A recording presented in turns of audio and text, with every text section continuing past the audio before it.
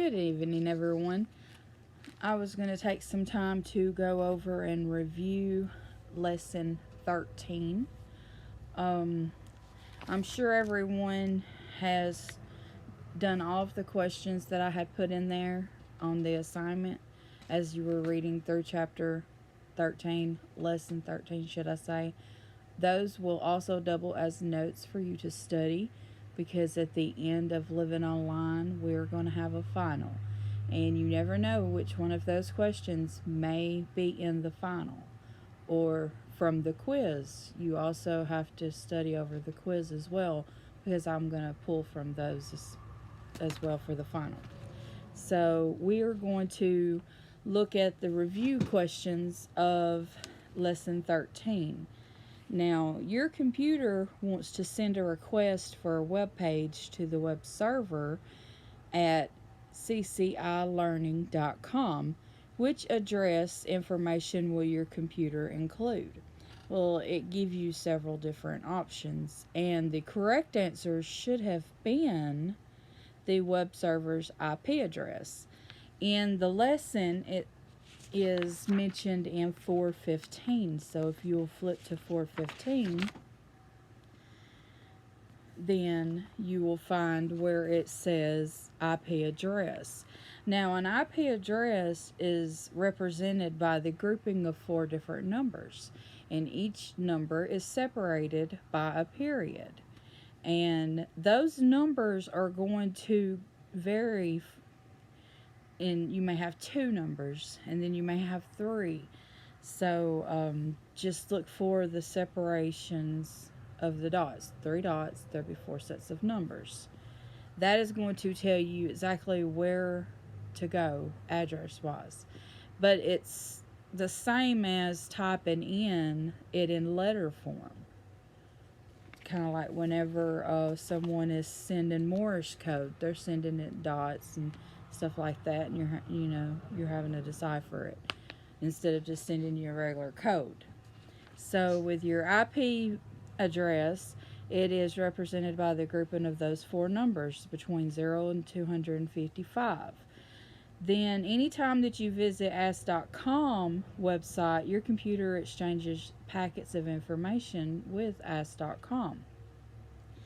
And the computer uses ask.com's web server IP address in order to properly address the packets that it sends.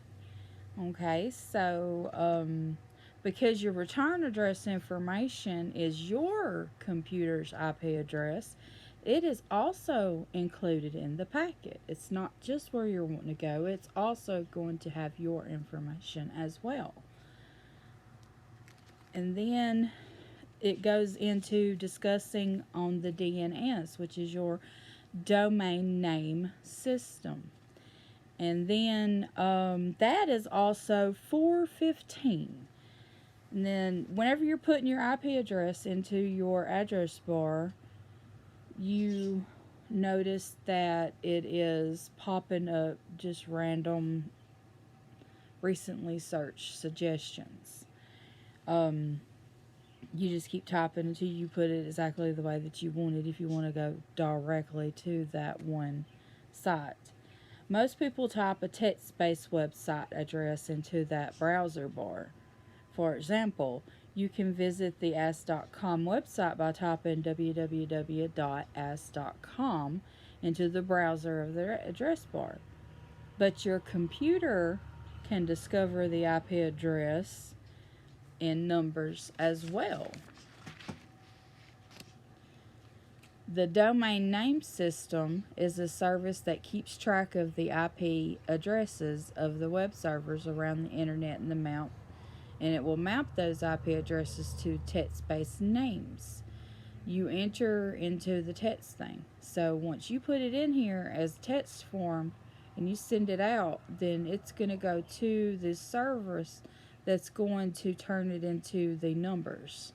And then it's going to go with the packets to its destination. Alright, so let's see, we just discussed that one. And question, consider the following domain name. www.ccilearning.com. Which of the following is the text, the top level? All right. So the answer should have been .com. .com is the top level domain. You have your www part, which is your server name, and then the CCI Learning is your registered domain name. Anytime that you're looking for top level domain, always go to the .com, .edu, .mil, .org, stuff like that. And you can look at that on actually, see, 417 through 418. It actually gives you a list of what .com is. It's going to tell you .net, .edu, .gov, and it just breaks it down so that you can better understand it. And we also have country codes as well, like Australia's is AU. That one is listed on 418. That's pretty helpful to remember as well. Then, of course, you have your second level domains and your subdomains, which is in there. I suggest that you look and review back over those again. You may see that in the final quiz. So 417 and 418, definite 2 pages to review again. Let's see, we have, what can you surmise from the following URL? https://bountifulbaskets.com. Alright, so when you're looking at it, it's telling it where to go, what type of service that it is. You see that it has the domain name, and then you see .com, and you know that that's top level, but based on it being .com, what do you think that's breaking it down as? It's going to be a user maybe paying for a purchase, because you can use it commercials, you can use it as a on your company website to sell service or product something. .com's domain is considered a generic top level and can be registered to anyone. So we use .edu at Northeast. Whenever you go to our thing, it's going to be edu. But if you're going anywhere government based, it's going to be .gov. And as far as military, .mil. So that's where that's leading you to. And we have also question, which of the following statements is accurate? And then it gives you a listing of different things. Everyone should have got HTML, and CSS allows web page designers to separate content and structure from presentation. And that can be backed up by flipping to page 420. HTML and CSS are both highlighted by being bold. And it's actually got a description for your HTML, and it kind of lays it out there, and you can see it in picture form. HTML is the common name for hypertext markup language. It is a standardized language used to create web pages. The language is built using HTML elements, which consist of tags enclosed in your brackets. Alright, so you want it to say hello world, and if you look on 420, it has it in the brackets. You have to have document type HTML, which is the type that you want it in, and then you'll hit enter. Then you'll do your brackets, which is like your alligator mouth eating it, HTML, and then your other bracket. It's harder for me to explain it in video. Just please look at 420 and you'll see what I'm talking about there. And then we can see CSS in today's standards for web page design separates content structure from presentation. The content and structure are defined in HTML.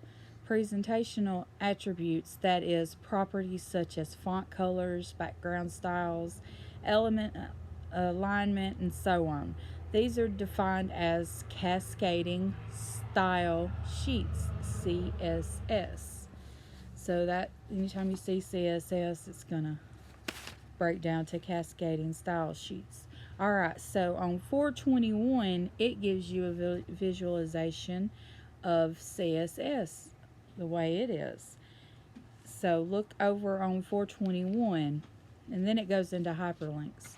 You could look into hyperlinks. I think everyone kind of gets the general idea of what a hyperlink is and how to use it. And now we are going to go into the question that says, which keyboard combination will open a new browser? Alright, the tab on the browser. For you to have a new one, the two combinations that you use is Control plus T at the same time. And T stands for tab. So it's going to give you a new tab. So that one you can find in page 424 where it says window browser tabs. It's going to give you actually a walkthrough for it. It says to create a new tab, use one of the following methods. Click new tab button or Control plus T. Or you can also right click the active tab and then click new tab. Or if the menu bar is displayed, you can also click your file and then click new tab. So it breaks it down and gives you the different options. That's something that would be useful to look back in. Alright, and then we're going to move along, and we started having a question about which of the following is a web browser. Well, you want to know what a web browser is. Alright, so a web browser is listed in 422 where it says meet the web browser. It's a software application that enables users to easily access, view, navigate web pages on the internet. This is where you will put your address of where you want to go.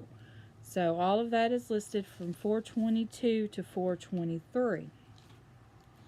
And let's see, we have Google Chrome as an option, Google Docs, Gmail, and Google Drive. Well, everyone knows that Gmail is not going to be a browser. It is an internet email exchange service. We have Google Drive. Everyone knows that that's not it either. It's the same as Google Docs. You know, it's not what it is. Google Chrome would be your correct answer. And then you also have Firefox and just the regular internet browser and everything. There's many different ones, which is covered in this section right here. We also have how they break it down on 424 into browser window tabs. That's where we led into making the new ones. And Anne visited a site last Tuesday that contained a meatloaf recipe. She really wants to try it, but now she can't seem to find that URL. So what should she do? How would she be able to handle this situation? Well, she needs to look in her URL history folder, and that will be discussed on 447. Let me get it flipped over there.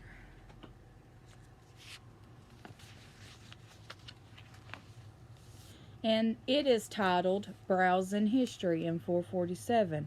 And on 447, it tells you that it has the functionality of being able to tell it to you. Deleting the browser history is also in there. How to clear your browsing history. Anytime that you're seeing these exercises in your chapter, it is very helpful to follow them, to go through it, because it's your hands-on practice, you know, and it's taking everything that you're reading and putting it into the hands-on feel of it. Then you're going to have your questions that you're answering, which is the notes too, on top of your quiz. So you're looking at this and you're getting a feel of this. Then you're recapping this and then you're testing on this. By the time you're done, you should have a pretty good idea of what you are dealing with. And now we're going to the next question, which was Kevin was paying bills in his online banking site when he was timed out without warning. What might he need to do to prevent this from happening? Well, that goes into the pop-up blockers and stuff. So that goes back into your browser and your navigation bars and stuff like that. And that is where they have an exercise. If you could go back to that exercise and go over that is really the most helpful point that you can really cover there. Now we have cookies. What are cookies? Those are going to be listed on 444. Then it says you are going to, let me flip to that right quick. Cookies are small text files placed on your computer when you visit a website. Cookies are simple files that are stored about your preference. So it just helps out. But it also can not be so helpful either.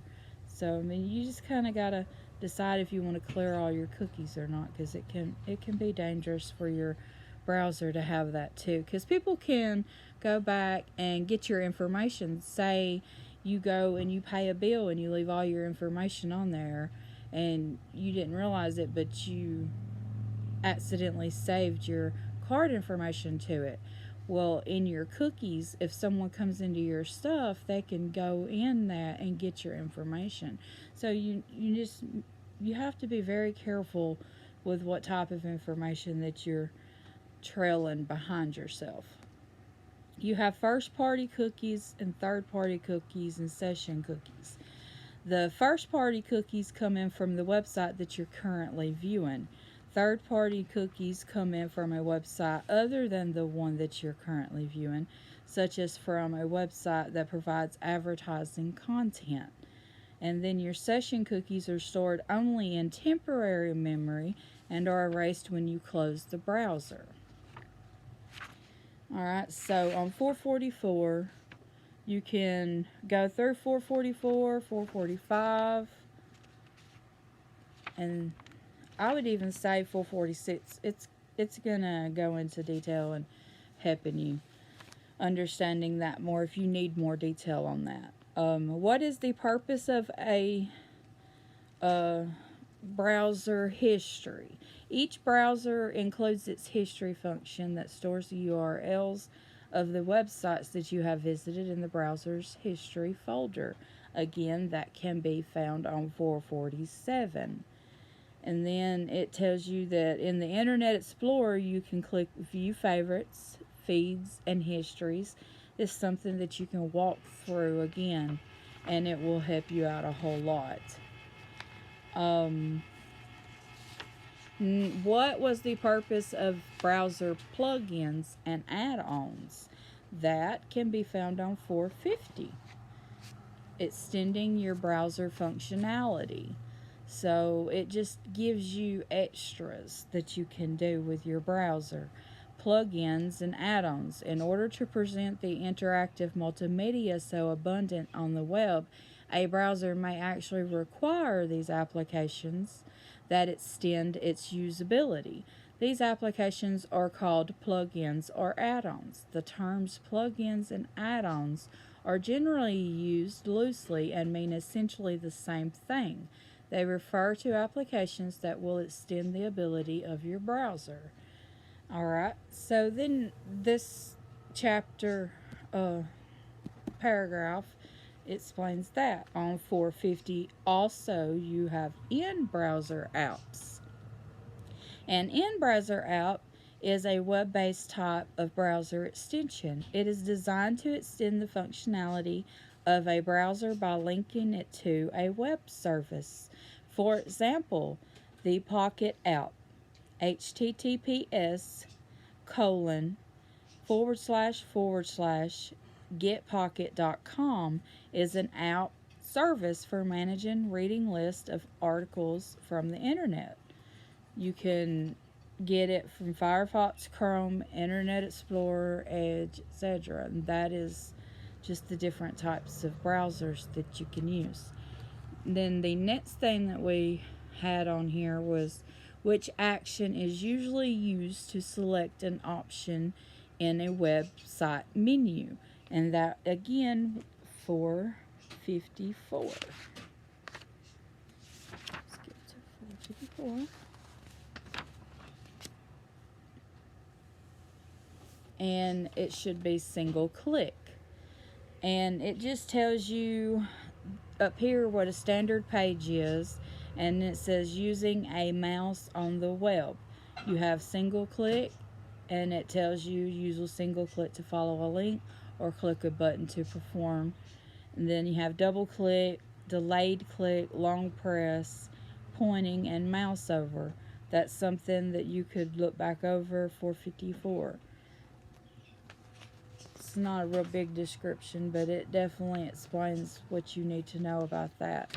So again, I say make sure as you go through these chapters, every exercise that you come across, set in front of your computer and follow through with it. It's going to step you through it. You can read something and not quite understand it the way that you can sit there and do it over and over again, reading it and understand it better. So try that. I'm sure it'll help out for some of you that may be having some problems. If there is anything with chapter 13 that you need help with, please contact me. You can text me, you can call me, or you can email me, and I will get back with you on that. Next video that you see is going to be covering chapter 14. That will be open tonight.